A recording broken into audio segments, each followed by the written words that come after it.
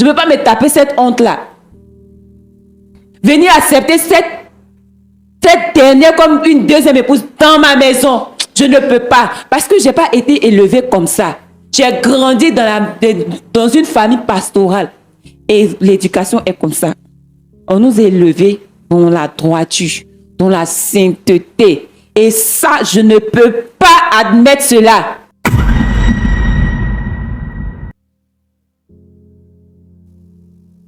Cela fait, je le répète, cela fait 5 ans maintenant que nous sommes mariés. Et dans les débuts, tout allait bien. Tout allait bien. Mon mari prenait soin de moi. Il était à mes petits soins, en tout cas. Et même quand j'ai accouché des jumelles, mon mari était là. Il était heureux. En tout cas, tout allait bien. Ça, je ne vais pas mentir. Mais arrivé à un certain moment, je vois que tout a commencé à dégringoler. Tout devient bizarre. Franchement, je ne comprenais pas.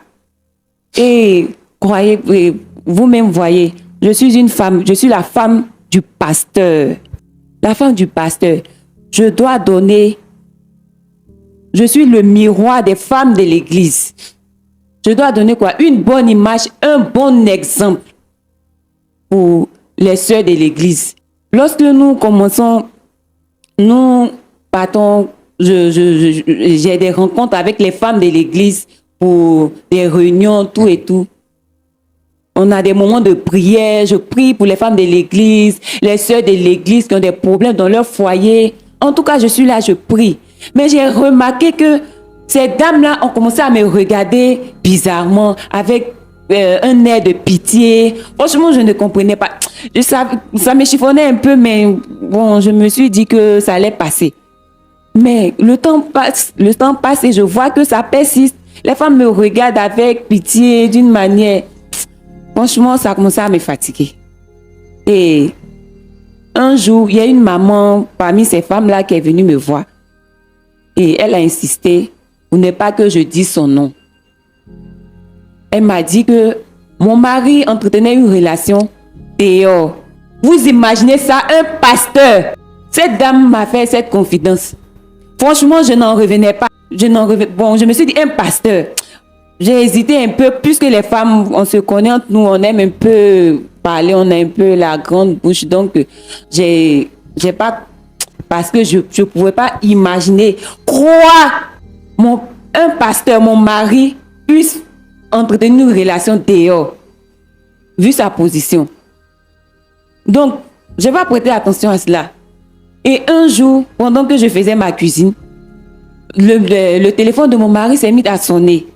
Et l'appel a tellement persisté.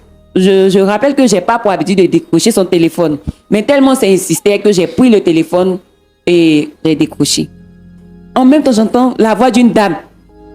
Depuis je t'appelle, tu ne décroches pas. Ou mais tu penses que, comme tu sais que je suis enceinte maintenant, tu refuses de prendre mes appels. Franchement, j'étais choquée. Quoi? Donc je demande c'est qui? En même temps, elle a raccroché. J'ai eu froid dans le dos. Parce que je n'en revenais pas. Comment mon mari, le pasteur, peut vivre de... Franchement, je ne pouvais pas concevoir cela. Et en même temps, l'image de cette maman m'est revenue en tête. Donc, j'ai vu qu'elle ne mentait pas. À quel moment? Jusqu'à même elle enceinte. Franchement. Hey! Donc, monsieur a fini. J'ai tout fait. En tout cas, je l'ai mis devant les faits. Je lui ai expliqué. J'ai pris, dès que j'ai écouté, la dame m'a raccroché, j'ai regardé dans son historique. Et j'ai vu que ce numéro est régulier. Et il passe plusieurs heures d'échange avec cette dernière. Donc, automatiquement, je suis allée dans sa corbeille pour voir tous les messages qu'ils ont eu, les échanges qu'ils ont eu. Donc, je suis allée sur son WhatsApp pour regarder toutes leurs conversations. Et franchement, j'étais dégoûtée de ce que j'ai vu. Franchement, j'étais dégoûtée. Dégoûtée à un tel point que...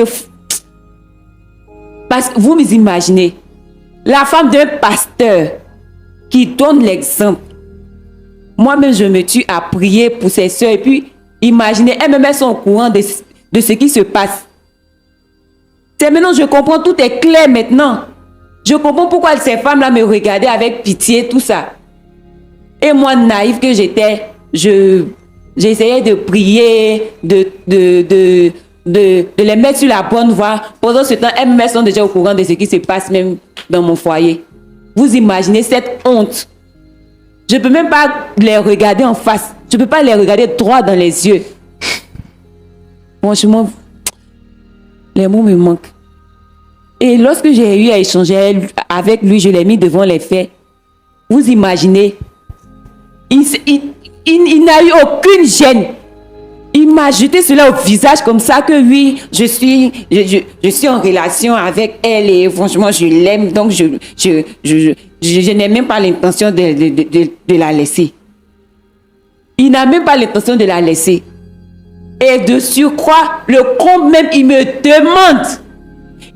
demande d'accepter cette dernière comme deuxième femme. Il me demande d'accepter cette dernière comme deuxième épouse. Et que cette dernière va venir vivre avec nous à la maison. En tant que pasteur, comment les gens vont me regarder? Moi, franchement, je ne peux pas. Et il me demande de me taire, de garder cela comme secret. Et il suggère qu'il allait me donner tout ce que je veux. Il allait me donner, en tout cas, tout ce que je désire, il allait me le donner. À condition que je me taise. Franchement, j'ai subi. Je ne peux pas me taper cette honte-là. Je ne peux pas me taper cette honte-là. Venir accepter cette dernière comme une deuxième épouse dans ma maison. Je ne peux pas. Parce que je n'ai pas été élevée comme ça. J'ai grandi dans une famille pastorale. Et l'éducation est comme ça. On nous a élevés dans la droiture, dans la sainteté. Et ça, je ne peux pas admettre cela. La Bible dit, le malheur peut arriver. Mais malheur à la personne par qui ça arrive. Ça, je ne peux pas m'associer à ce drame-là. Je ne peux pas. Donc, pour cela, j'ai décidé de demander le divorce. Je ne peux pas accepter ça. Donc, je demande le divorce. Je ne sais pas si vous pouvez cautionner cela. Il me dit carrément que mon dossier est rayé, que je ferais mieux de m'occuper des sœurs de l'église. Que c'est mieux pour moi de m'occuper de mes enfants, de le laisser gérer sa vie, qui n'est plus un enfant. C'est pas ces mêmes propos-là qui tenaient. On vient un pasteur dans la Bible qui dit qu'un pasteur doit marier 2 femmes, monsieur. J'ai dit, je ne veux pas s'efforcer. J'ai dit, je demande le divorce.